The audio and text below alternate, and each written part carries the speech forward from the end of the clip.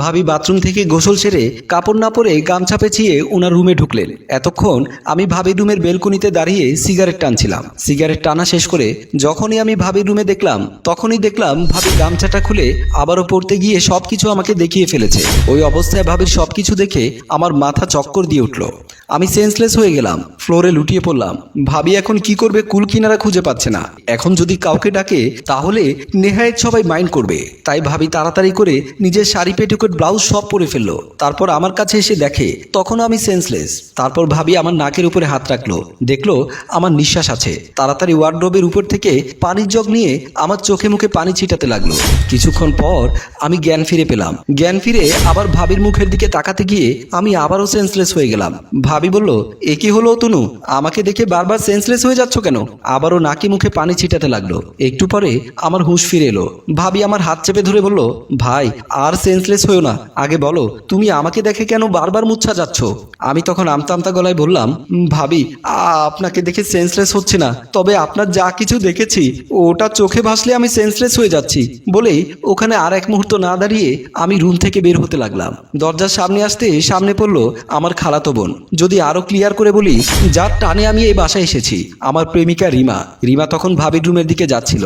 আমাকে দরজা খুলে বের হতে দেখে রিমা অবাক হয়ে আমার মুখের দিকে তাকিয়ে আছে। আমার চোখে মুখে পানি, পরনের গেঞ্জিতেও পানির ভেজা ভেজা দাগ। রিমা চোখ বড় করে আমার দিকে তাকিয়ে আছে। আমি কোনো কিছু না বলে মাথা নিচু করে ওর পাশ কেটে চলে গেলাম। রিমা রুমের ভেতরে ঢুকে দেখলো ভাবি ফ্লোরে বসে একা একা হাসছে। রিমা সন্দেহ ঘনীভূত হতে লাগলো, কারণ রিমা দেখেছে অতনুর গেঞ্জি ভেজা, সারা গায়ে জল ছেটানো। এদিকে দেখা যাচ্ছে ভাবিও গোসল করা, মাথায় গামছা পেঁচানো, আবারও ফ্লোরে বসে হাসছে। বিষয়টা রিমা সন্দেহ হতে লাগলো। রিমা এই মুহূর্তে কি করবে? তাহলে কি তার ভালোবাসার মানুষের সাথে তার ভাবির গোপন সম্পর্ক রয়েছে? অতনু কি তার জন্য এই বাসায় না এসে ভাবির জন্য এখানে আসে? নানা ধরনের টেনশনে রিমা চিন্তায় পড়ে গেল। এমন সময় ভাবি রিমাকে খেয়াল করলো। বসা থেকে উঠে রিমাকে জড়িয়ে ধরে হাসতে হাসতে ঘুরছে। এক পর্যায়ে রিমা ভাবিকে থামিয়ে দিয়ে বলল, তুমি কি পাগল হয়ে গেছো? এভাবে হাসছো কেন? কি জন্য হাসছি সেটা বলা যাবে না, তবে আমি আজকে বুঝতে পেরেছি আমি কতটা সুন্দর। রিমার মাথা আরো ঘুরতে লাগলো। রিমা বলল, অনেক হয়েছে, তোমাকে মা ডাকছে। বলেই রিমা চলে আসলো। রিমা নিজের রুমে বসে এসে খাটের উপরে পড়ে কাঁদতে লাগলো। সে অতনুকে অনেক ভালোবাসে। রিমা এতদিন জেনে এসেছে অতনু চরিত্রবান পুরুষ। সে রিমাকে ছাড়া কাউকে বোঝে না। এমনকি অনেকবার রুমে একা পাওয়ার পরেও সে কখনো রিমার বডি টাচ করেনি। সে অতনু আজ কিভাবে ভাবির সাথে এসব করতে পারলো?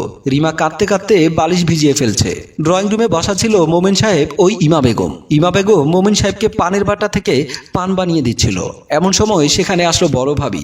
ভাবি এসে শাশুড়িকে জিজ্ঞেস করলো, মা আপনি নাকি আমাকে ডেকেছেন? হ্যাঁ, আমার বোনের ছেলেটা অনেকদিন পর বেড়াতে এসেছে। ফ্রিজে কি কি আছে? কয়েক টুকরো রুই মাছ আর কিছু ফার্মের মুরগির গোশত আছে। গরু গোশত নেই? গরু গোশত থাকবে কোত্থেকে? গত সপ্তাহে তো তোমার ছোট ভাই এসেছিল, তাকে দুদিন ধরে নাক ডুবিয়ে খাইয়েছো। এরপর যাওয়ার সময় আরো 2 কেজি গোশত তার ব্যাগে ঢুকিয়ে দিয়েছো। দেখো, আমার ভাইদের নিয়ে উল্টোপাল্টা কথা বলবে না। আমার ভাই এবং ভাইয়ের বইরা সারা বছরে মিলে 2-1 দিনের বেশি থাকে না। তোমার ভাই তরুণ এসেছে, যে সারা মাস পরে থাকে, তখন তো আমি কিছু বলি না। মা আপনারা হয়তো ভুলে যাচ্ছে এখানে আমি দাঁড়িয়ে আছি। আর বলিও না বৌমা, তোমার শ্বশুরকে বিয়ে করে আমার জীবনটা একেবারেই শেষ হয়ে গেছে। তোমার শ্বশুরের সংসারে এসে আমার সব স্বাদ আহ্লাদ বিসর্জন দিতে হয়েছে। আমাকে বিয়ে না করলে মনে হয় কোনো মন্ত্রী মিনিস্টারের সাথে তোমার বিয়ে হতো। চুপ, কোনো কথাই বলবে না। ছেলের বউ একটা দাঁড়িয়ে আছে, তার সামনে কি বলতে কি বলবে হুঁশ থাকে না। মা এখন রাতে কি রান্না করবো বলেন? তুমি গিয়ে অতনুকে জিজ্ঞেস করে দেখো ও কি গরুর গোশত খাবে নাকি ভালো কোনো মাছ আনবো। ও যেটা খেতে চায় সেটা জেনে বাবুকে ফোন করো, সে যেন অফিস থেকে আসার সময় বাজার করে নিয়ে আসে। ওই ঘটনার পর ভাবি আমার সামনে আসতে লজ্জা পাচ্ছে। তাই ভাবি আমার খালাম্মাকে বলল, মা আপনি একটু অতনু ভাইকে ডেকে জিজ্ঞেস করে দেখেন না উনি কি খাবে। তুমি জিজ্ঞেস করলে সমস্যা কি? আসলে ভাবি কিভাবে বিষয়টা খালাম্মার কাছে বলে, তাই নিরুপায় হয়ে রিমাকে দিয়ে বলানোর জন্য রিমার রুমের দিকে গেল। রিমা তখনও খাটের উপরে শুয়ে শুয়ে কাঁদছিল। কাঁদতে কাঁদতে চোখ ফুলিয়ে ফেলেছে। বড় ভাবি এসে ওর পিঠে হাত দিতেই ও চমকে উঠল। বড় ভাবিকে দেখে ওর মাথাটা আরো গরম হয়ে গেল। কি ব্যাপার ভাবি, তুমি এখানে কেন এসেছো? ওমা, আমি তোর এখানে আসলে কি সমস্যা আছে? সমস্যা নেই, তবুও হুট করে কেন আসবে? আমি মেয়ে মানুষ, তুইও মেয়ে মানুষ। মেয়ে মানুষের রুমে মেয়ে মানুষ আসতে অনুমতি নিয়ে আসতে হবে নাকি? ভাবির সাথে বেশি কথা বলতে ওর ভালো লাগছে না। তাই রিমা বলল, কি জন্য এসেছো সেটা বলো। ভাবি বলল, শোন না, মা বলেছে অতনুকে জিজ্ঞেস করে দেখতে। সে রাতে কি খেতে চায়, গরু গোশত নাকি ভালো কোনো মাছ? রিমা বলল, সব শক্তি যখন অপচয় করে ফেলেছে তাহলে গরু গোশতই খাওয়াও। ভাবি অবাক হয়ে গেল, বলল, সব শক্তি অপচয় করে ফেলেছে মানে? রিমা বলল, যে বোঝেও না বোঝার ভান করে তাকে বুঝিয়ে কি লাভ? আমিও তো পেঁচাল মার্কা কথা বুঝি না। তুই একটু গিয়ে অতনু ভাইকে জিজ্ঞেস করে দেখ না। আমি পারবো না, তুমি গিয়ে জিজ্ঞেস করো। আমার না ওর সামনে যেতে লজ্জা লাগছে। কথাটা শুনে রিমার মাথা আরো খারাপ হয়ে গেল। রিমা মনে মনে ভাবতে লাগলো, দুজন মিলে আজ যা করেছো তাতে তো লজ্জা লাগারই কথা। রিমার তখন ইচ্ছে করছিল একটা কিছু দিয়ে ভাবির মাথায় বাড়ি দিতে। অতনু না হয় ছেলে মানুষ, ছেলেরা ভোমরার মতো যে ফুল পায় সেই ফুলে বসতে চায়, কিন্তু ভাবির জন্য তো ভাইয়া রয়েছে। আমার বড় ভাই কি ভাবির মনের আশা পূরণ করতে পারে না? আমার বড় ভাই কি ভাবির মনের জ্বালা, দেহের জ্বালা মেটাতে পারে না? ভাবি বলল, কিরে কেঁদে কেঁদে কি ভাবছিস? জানা অতনুকে জিজ্ঞেস করে দেখ না। আমার মন ভালো নেই, আমি পারবো না, তুমি গিয়ে জিজ্ঞেস করো। বলে রিমা উঠে চলে গেল। রাতে আমরা সবাই খেতে বসেছিলাম। যথারীতি বাবু ভাই আমাকে জিজ্ঞেস করলো, অতনু তুই এখন কিসে পড়িস? ভাইয়া এবার এমবিএ লাস্ট সেমিস্টারে আছি, রেজাল্ট ভালো করলে আমার অফিসে একটা সিভি জমা দিয়ে রাখিস। দেখি বড় স্যারকে সুপারিশ করে তোকে একটা ভালো পজিশন নিয়ে দিতে পারি কিনা। তুমি শুধু ওর জন্যই ভালো চাকরি খোঁজো, আমার জন্য কোনো চাকরি তোমার খুঁজতে হবে না। তুই কি লেখাপড়া করিস? আমার বোনের ছেলে তো সারাদিন লেখাপড়া নিয়ে ব্যস্ত থাকে। তুই যদি ভালো রেজাল্ট করতি তাহলে তোর মামাকে বলে তোকে সিটি কর্পোরেশনের কোনো চাকরিতে ঢুকিয়ে দিতাম। মা, তোমার ভাই সিটি কর্পোরেশনের সুইপারদের হেড, উনি নিশ্চয়ই সুইপারের চাকরি ছাড়া আর কোনো ভালো চাকরি আমাকে ব্যবস্থা করে দিতে পারবে না। তোরা বাপ ছেলেরা আমার ভাইদের সব সময় হেয় করে কথা বলিস। তোর বাপের গোষ্ঠী কি এমন জজ ব্যারিস্টার হয়েছে? একটা বাজারে ফার্মের মুরগির দোকান দিয়েছে, আর একটা মানুষের জমিনে পাওয়ার টিলার চালায়। তোমাদেরকে না একবার বলেছি খাবার টেবিলে বসে কথা না বলতে? খাওয়ার সময় কথা বললে রহমতের ফেরেশতারা নারাজ হয়। সবাই চুপচাপ হয়ে খেতে লাগলো। এমন সময় রিমা খেয়াল করে দেখে ভাবি অতনুকে এক টুকরো গোশত তুলে দিচ্ছে। অতনু বলছে, আর দিও না ভাবি, আমি আর খেতে পারবো না। না ভাই, তোমার আরো বেশি করে খেতে হবে, তোমার অনেক বেশি শক্তি দরকার। পাশে বসা রিমার মাথায় 1000 ভোল্টেজের তারে শক লাগলো। সাথে সাথে সে বলে উঠলো, অতনু শক্তি লাগবে কেন ভাই? ওর কি শক্তি কম আছে? আরে বাবা, লেখাপড়া করতে গেলে অনেক শক্তি প্রয়োজন হয়। আমি ক্লাস 8 পর্যন্ত পড়তে গিয়ে হারে হারে টের পেয়েছি। বৌমা, তুমি অতনুকে আরো দাও।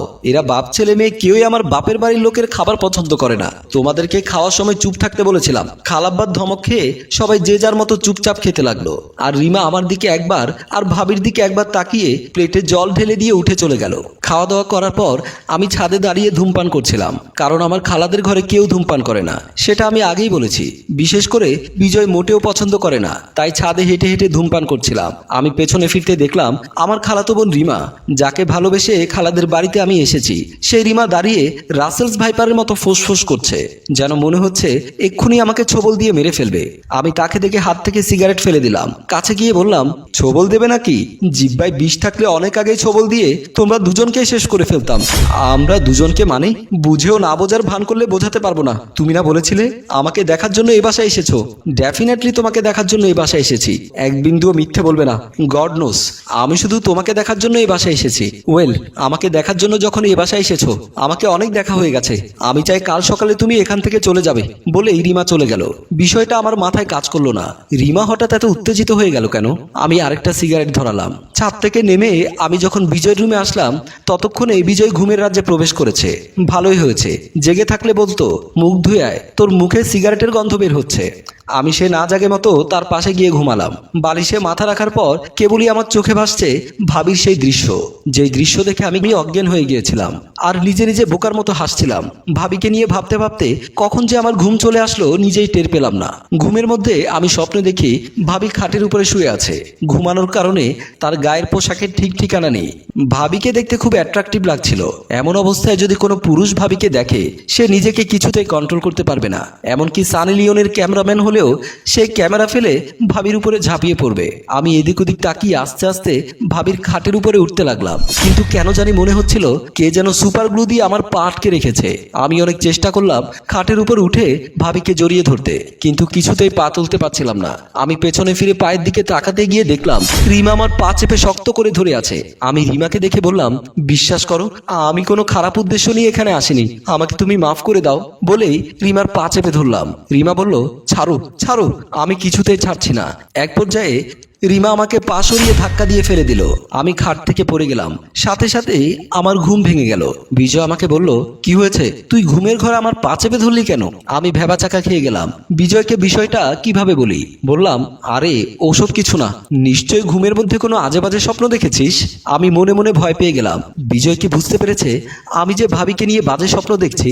কি হলো রে, কথা বলছিস না কেন? আমি তখন বিজয়কে মিথ্যে বললাম আমি স্বপ্নে দেখলাম পরীক্ষার হলে পরীক্ষা দিচ্ছি, যে প্রশ্নটা এসেছে ওটার আনসার জানি না বলে আমি নকল করছিলাম। এমন সময় দেখলাম ম্যাজিস্ট্রেট এসে আমাকে ধরে ফেলেছে, বলেছে আমাকে এক্সপেল করে দেবে। তাই নিরুপায় হয়ে আমি ম্যাজিস্ট্রেটের পা চেপে ধরলাম। সেই ম্যাজিস্ট্রেট কি আমি ছিলাম? তুই ম্যাজিস্ট্রেট না। যদি ম্যাজিস্ট্রেটের গাড়ির ড্রাইভারও হতে পারতি তাহলে আমি গর্ব করে বলতে পারতাম আমার খালাতো ভাই ম্যাজিস্ট্রেটের গাড়ির ড্রাইভার। অনেক রাত হয়েছে, এবার ঘুমা, আর সাবধান, আমার থেকে 2 হাত দূরে থাকবি। আমি তখন আর কি করব, সুবোধ বালকের মতো খাটে উঠে তার পাশে শুয়ে গেলাম। পরের দিন সকালবেলা আমি আমাদের বাড়িতে চলে যাওয়ার জন্য বের হচ্ছিলাম। ড্রয়িং রুমে আসতেই দেখলাম বাবু ভাই অফিসে যাওয়ার জন্য বের হচ্ছিল। ভাবি বাবু ভাইয়ের ব্যাগটা নিয়ে পাশে দাঁড়িয়েছিল। আমাকে আসতে দেখে ভাবি লজ্জায় ওখান থেকে চলে গেল। বাবু ভাই বলল, কিরে তুই চলে যাচ্ছিস নাকি?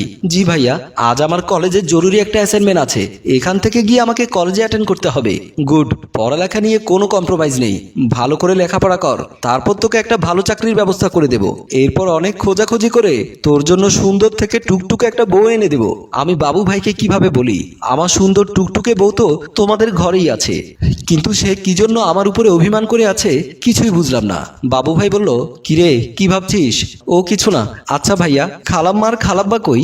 ওনারা তো মর্নিং ওয়ার্ক করতে গেছে। বাবার ডায়াবেটিস ধরা পড়েছে তো, তাই সকালবেলা পার্কে হাঁটার সময় মাকেও সাথে নিয়ে যায়। বিজয়কে দেখছি না যে। বিজয় তো ভোরে 4:45টার দিকে ফুটবল খেলতে মাঠে চলে যায়। রিমার কথা জিজ্ঞেস করতে গিয়েও করতে পারলাম না, কারণ বাবু ভাই মাইন্ড করতে পারে। বাবু ভাই বলল, আমার লেট হয়ে যাচ্ছে, আমি অফিসে চলে গেলাম, তুই নাস্তা করে বের হোস। বলেই বাবু ভাই চলে গেল। আমি নাস্তা সেরে বের হওয়ার সময় দরজার সামনে এসে ভাবিকে লজ্জা রাঙানো বধূর মতো ঘোমটা টেনে মুখ ঢেকে আমাকে বিদায় দিতে আসলো। আমার উৎসুক দৃষ্টি রিমাকে খুঁজতে লাগলো, কোথাও রিমাকে দেখলাম না। ভাবি বলল, ভাই যা হবার হয়ে গেছে, ভবিষ্যতে কখনো যদি ওরকম কোনো কিছু দেখো তাহলে দয়া করে আর সেন্সলেস হইও না। আমিও টিপ্পনি কেটে ভাবিকে বললাম, ভাবি এক টানেল দেখে আমার রাতের ঘুম দিনের ভাবনা সব পালিয়ে গেছে, দয়া করে ভবিষ্যতে একটু সাবধানে থেকো, ওরকম টানেল দেখিয়ে কাউকে ঘায়েল করিও না। বলে যখন আমি চলে যাচ্ছিলাম এক সিঁড়ি পেছনে ফিরতে দেখলাম ভাবির পেছনে ঝাড়ু হাতে রিমা দাঁড়িয়ে আছে। বন্ধুরা, প্রথম পর্বের ব্যাপক সাফল্যের পর আপনারা দ্বিতীয় পর্ব দেখতে চেয়েছেন, তাই আপনাদের চাওয়াকে সম্মান জানিয়ে আমরা দ্বিতীয় পর্ব নিয়ে আজকে হাজির হলাম। আপনারা যদি এই গল্পের তৃতীয় পর্ব দেখতে চান তাহলে দয়া করে কমেন্ট বক্সে লিখে জানান। আমরা আবারও আপনাদের চাওয়া পাওয়াকে সম্মান জানিয়ে তৃতীয় পর্ব নিয়ে আগামী পরশু ঠিক এই টাইমে এই পেজে হাজির হব এবং আপনার মূল্যবান কমেন্টগুলো আগামীকাল ঠিক দুপুর 2টার লাইভে এসে পড়ে শোনাবো। আমাদের সাথে সরাসরি যুক্ত হতে আগামীকাল দুপুর 2টায় আমাদের পেজে লাইক দিয়ে রাখুন। ভালো থাকবেন, সুস্থ থাকবেন, ধন্যবাদ।